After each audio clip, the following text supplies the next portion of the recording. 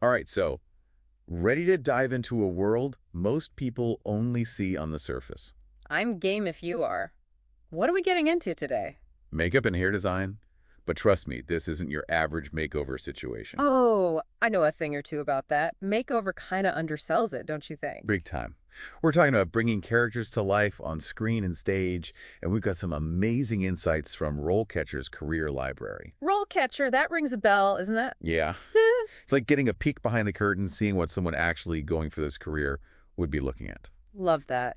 So, Spill, what kind of insider secrets are we uncovering today? Well, the research part really surprised me. I mean, you'd think it's all about makeup brushes and color palettes. Right, but there's a whole other side to it. Exactly. It's like they mentioned analyzing scripts and scores, even keeping up with sociological trends. Oh, yeah, absolutely. It's about way more than just making someone look pretty. You got to understand the character, the time period, the whole social context. You practically have to be a historian. A little bit, yeah. You're recreating a world, and that world needs to feel authentic. And speaking of creating worlds, get this, the guide even talks about how a makeup and hair designer might analyze the musical score. Makes sense, right? Music sets the tone, creates the mood. I guess so, but how does that even translate to makeup? Think about it. A delicate scene with, like, a solo piano. You'd probably go for a softer makeup look, more romantic, to match that vibe. Okay, I see where you're going with this. But then you shift to a big dramatic orchestral piece, and suddenly you're thinking bolder colors, sharper lines, something with more impact visually. Wow, I never would have thought of it that way. It's like every single detail you see on screen, there's so much thought behind it. Exactly. It's all about telling a story, and we're a part of that. Speaking of stories, we should probably talk about the lifestyle too. The guide doesn't exactly sugarcoat it. Well, it's not always glamorous, that's for sure. Right, they mentioned flexible hours, which sounds great, but also those irregular long hours that come with freelance work. Yeah, that's the trade-off, right? You got to be ready to work when the project demands it, weekends, evenings, even holidays sometimes. And the competition, let me tell you, Oh, I bet. you really have to hustle to build your network and stay on top of everything new. Speaking of new, I have to ask about this. Monitoring sociological trends is listed as a transferable skill. That's not something you see every day. It just goes to show how much things have changed. Like, how so? It's not enough to just be good with makeup. You have to be in tune with what's happening in the world. Fashion, music, art, it all feeds into your creative process. It's like being a cultural sponge, soaking it all up. Exactly, and then using all of that to create something new and exciting. That actually reminds me, and another thing that surprised me was how much collaboration goes on behind the scenes. Oh, it's huge. It's not a solo act, that's for sure. Right, you're working with the director, the costume designer, even the lighting designer. It's all connected. Like, I'm thinking about how the makeup's going to look under those stage lights or on camera. A great example is how makeup and hair choices can actually influence the lighting design itself. Wait, really? For sure. If you're going for a supernatural look, you don't want this harsh lighting that washes out the actor's features, Yeah. right? It's all got to work together. So it's about more than just making people look good. It's about making sure they look good in the context of the whole production. Exactly. It's all about that synergy, like the guide calls it artistic harmony. Everything has to come together to create a truly immersive experience for the audience. I love that. Okay, so we've talked about the creative side, but the guide also breaks down the career stages, entry level, junior, senior. And what I found interesting was how the skills you need change as you move up that ladder. It's a journey.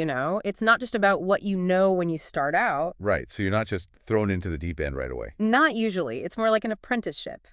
You start by assisting more experienced designers, learning the ropes, developing your skills. So you're watching, learning, getting your hands dirty. Exactly. And then as you gain that experience and confidence, you take on more responsibility, maybe even start to mentor newer artists yourself. Oh, wow, so it comes full circle. So it's not just about talent, it's about putting in the work, building that portfolio, making those connections. 100%. By the time you reach a senior level, you're leading the design process, shaping the whole aesthetic, managing teams, mentoring those coming up behind you. Wow, it's like you go from student to master. You got it. You're not just an artist anymore, you're a leader. Which actually reminds me of something else from the guide that really stood out. Makeup and hair designers often get to work independently, like true autonomous artists. Wait, really? I thought it was all about working on film sets or in theaters. What else is there? Oh, tons. Think fashion photography, magazine editorials, even special effects makeup for those big conventions. The skills you learn, they're valuable in so many different areas. It's like you have this incredible toolkit, and the possibilities are endless. Exactly. And the best part is each project is different. Each one brings its own unique challenges, so you're always learning and growing as an artist. That's amazing. All right, before we go too far down that rabbit hole, I do want to talk about the elephant in the room. I mean, the guide mentions the job can be glamorous, sure, but it also touches on some potential downsides, like the risks involved. Right. It's not all fun and games. There are some very real risks you have to be aware of in this line of work. Like what? Well, the guide specifically mentions exposure to chemicals, which is something most people don't really think about. Yeah, that's not exactly the first thing that comes to mind when you think makeup artist. Exactly. But think about it, you're constantly around these products, the fumes, the powders, the adhesives. Some of those ingredients can be pretty harsh. A good makeup and hair designer needs to know how to handle all those materials safely, both for themselves and for the people they're working with. Right, of course. It's like you're responsible for their well-being, not just their appearance. 100%. It's all part of being a professional. So we're back. And, before we jumped into the break, we were talking about those potential risks for makeup and hair designers. It's not all like red carpets and movie premieres, right? Not even close. And those risks, they're real. It's something you have to be incredibly mindful of, especially when you start getting into specialized areas like special effects makeup. Yeah, that makes sense. What kind of risks are we talking about here? Well, you're working with a lot of different materials, some of them pretty potent. The guide specifically calls out exposure to chemicals as something to be really aware of. Okay, yeah, when you put it like that, it makes sense. It's not something you'd necessarily think about right away, though. Right. Most people probably don't picture a hazmat suit when they think of a makeup artist. Right. But I guess when you're working with all those different products, day in and day out, Exactly. All those fumes, the powders, the adhesives, and you're up close and personal with all of it every day. Some of those ingredients can be really harsh. And a good makeup and hair designer, they know that. They know how to work with those materials safely, how to protect themselves and the actors they're working on. right, like you're responsible for their well-being, too, not just their appearance. Exactly. It's about being professional, knowing the ins and outs of your craft. So we're talking like proper ventilation, things like that, Yeah. and probably knowing how to deal with any reaction someone might have. Oh, absolutely. Skin sensitivities, Yeah. allergies, you have to be ready for anything. It's not just about making someone look good, it's about keeping them safe. That's a big part of the job. And speaking of the job, I think it's so cool how this career path can take you in all these different directions. Like we were talking about makeup and hair designers who go on to work independently, Yeah, right? yeah. It's like branching out from the world of like film and theater. What other opportunities are out there? What else can you do with these skills? Well, think about it, all those skills you've honed on set, creating a look, understanding lighting, knowing how to work with different skin tones and face shapes that translates to so many other areas. So it's almost like being a chameleon, adapting to different environments, different projects. In a way, yeah. You could find yourself doing makeup for a fashion shoot one day, and the next, you're working on an editorial spread for a magazine. Or you might even get into special effects makeup for those big conventions, the ones with all the cosplay. It sounds like there's a ton of variety. Yeah. So you're not just limited to being on a film set or backstage at a theater. Nope. You could be working with photographers, designers, stylists. It's all about using your creativity and skills in new and interesting ways. So let's say someone's listening to us right now and they're like, that's it, I'm sold. I want to be a makeup and hair designer. Hmm. What would you tell them? How do they even get started in a field like this? That's the exciting part. There's no one right answer. Some people go the traditional route. They get a formal degree in makeup artistry or cosmetology. Makes sense, building that solid foundation. Exactly. But the guide also stresses the importance of hands-on experience. You need to be on set, assisting, observing, really getting a feel for how things work in the real world. So it's not enough to just learn the theory in a classroom. You have to actually get your hands dirty, make some mistakes, learn from the best. Exactly. Internships, apprenticeships, even volunteering on student films or local theater productions, all of that adds up. And honestly, it's the best way to build your portfolio, too. Right, because at the end of the day, actions speak louder than words. You Yep. can tell someone you're a talented makeup artist, but showing them your work, that's way more powerful. 100%. And another thing that often gets overlooked is the power of networking. Go to industry events, connect with other artists, reach out to people whose work you admire. You never know what doors those connections might open. Yeah, it's like they say, it's not always what you know, it's who you know. Though it definitely helps to know your stuff too. Right. But having those connections, those mentors who can guide you and vouch for you, it can make all the difference when you're starting out. It's like having a backstage pass to the industry. Yeah. Okay, so we've talked about the less glamorous side of things, the different paths you can take, the importance of experience and networking. But there's one more element I want to bring into the mix before we move on technology. Oh, interesting. You thinking about like airbrushing and all the new special effects makeup techniques? Well, that's definitely part of it, but it goes beyond just the techniques themselves. Technology is such a huge part of film and TV these days. Heck, even theater. I'm curious how all of those advancements are impacting the world of makeup and hair design on a broader level. It's definitely an exciting time to be in the field. Like you said, technology is changing the game. I mean, take airbrushing, for example. That's been around for a while, but the technology just keeps getting better and better. We're talking about this incredible level of detail now, especially for high-definition cameras. Yeah, you can practically see every pore on someone's face in HD. Exactly. So as a makeup artist, you have to be able to create this flawless canvas that holds up under that kind of scrutiny. Wow, the pressure is on.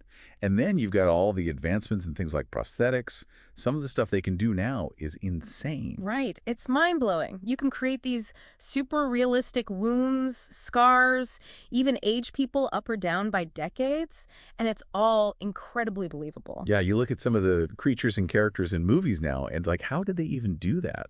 It's amazing how seamlessly they blend makeup with technology these days. It really is. And then you throw digital enhancements into the mix, and it gets even wilder. Right. We can't forget about those. Yeah. Suddenly we're talking about changing someone's eye color or smoothing out wrinkles with the click of a button. It's getting harder and harder to tell where the makeup ends and the special effects begin. Exactly. And that's the thing, it makes you wonder, where does it go from here? Right. Will we get to a point where practical makeup effects become obsolete? That's the million-dollar question, isn't it? I mean, technology is evolving so rapidly. Right. But even with all of that, I truly believe there will always be a need for skilled makeup and hair designers. Humans. To bring that human touch, that artistry. Exactly. Because no matter how good technology gets, it's still just technology, It can't replicate the creativity, the intuition, the problem-solving skills of a real human being. I love that. It's reassuring to know that even in this increasingly digital world, there's still a place for artistry and craftsmanship. Yeah. Speaking of which, there's one more piece of technology I want to ask you about before we move on. You familiar with RoleCatcher's AI-powered tools? Yeah, I've heard about those. Pretty wild stuff. Like, it just goes to show you how much AI is changing things, even in creative fields like ours. It's crazy, right? Like, they've got these tools that can analyze a job description and tell you which version of your resume or CV is most likely to get 100%. It really highlights how technology is changing the game, not just in terms of how we create, but also how we connect with opportunities. We're back. And it's funny, we've talked a lot about the technical stuff, the ins and outs of the job.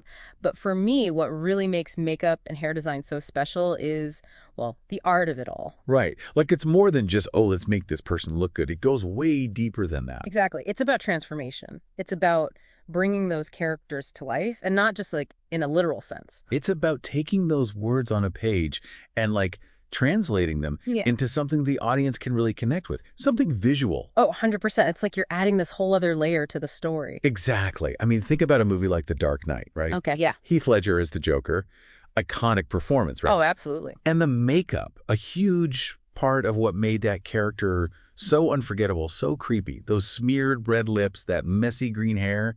It wasn't just makeup, it was a whole vibe. It's true. It gave me chills every time I saw it. But you're right, it wasn't just about making him look different. It was about showing you something about who that character was deep down. Exactly. It's like you're using makeup and hair to tell a story without even using words, right? And when it's done well, it just adds so much depth. It makes you believe it. Totally. It makes you realize, like, every little detail matters. The colors, the hairstyle, even a tiny scar or a freckle, it all has an impact. 100%. Because you're creating a world, right? Yeah. And every detail, it adds to the authenticity of that world, whether it's set in like Victorian England or a galaxy far, far away. And that authenticity, that's what draws the audience in. It makes them forget they're watching a movie or a play. Mm-hmm. Suddenly, they're right there in the story with those characters. Right. Suspension of disbelief. And a lot of that comes down to the visuals. You know, if the makeup and hair aren't believable, the whole illusion falls apart. It makes you appreciate those behind-the-scenes artists even more. I mean, it's easy to focus on the actors, but there's a whole team of creative people working their magic to make it all come together. Absolutely. And they don't always get the credit they deserve. But honestly, I think most of us, we're not in it for the fame, you know? It's about the art. Exactly. It's about the collaboration, the problem solving, the challenge of bringing something new and exciting to life. I love that. It's inspiring.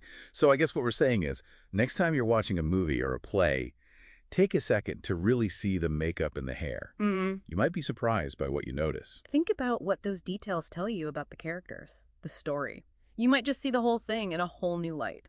And on that note, I think it's time to wrap up this deep dive into the incredible world of makeup and hair design. It's been a blast. I couldn't agree more. Big thanks to RoleCatcher's Career Library for giving us a peek behind the curtain. And to all of you listening, until next time, keep exploring.